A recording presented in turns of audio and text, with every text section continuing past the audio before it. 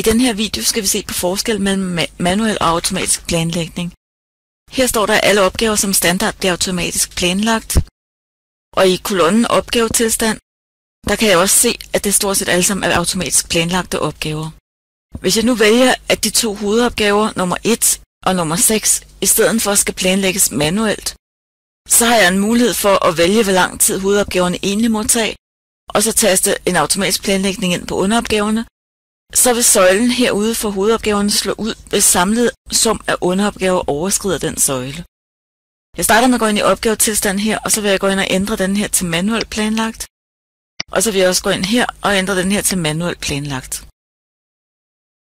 Så vil jeg sige, at selve byggerifasen, den må tage cirka 5 dage. Og byggeriet, det må så tage 8 dage. Derefter går jeg i gang med at vælge en varighed for underopgaverne. Planlægning, det tager 3 dage. Find grund tager 2 dage. Aftale med arkitekt tager 1 dag. Og skrive under, det er en milepæl, så det tager 0 dage. Støbe gulv 4 dage. Mure vægge 3 dage.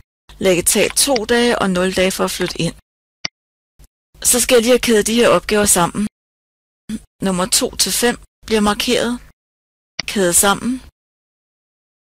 Og nummer 7 til 10 markeres. Og kædes sammen. Så man kan se nu, så skete der det, at de her hovedopgaver selvfølgelig får en udstrakt varighed, der går på hele forløbet af samlede underopgaver.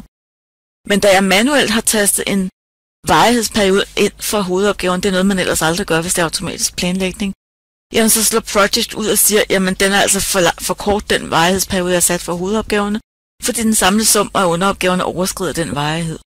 Det kan ses, hvis den bliver rød herude i søjlen under hovedopgaven.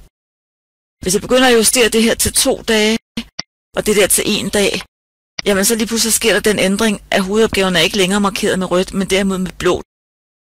Det er en af måderne, man kan skifte mellem manuel og automatisk planlægning inden for det samme projekt.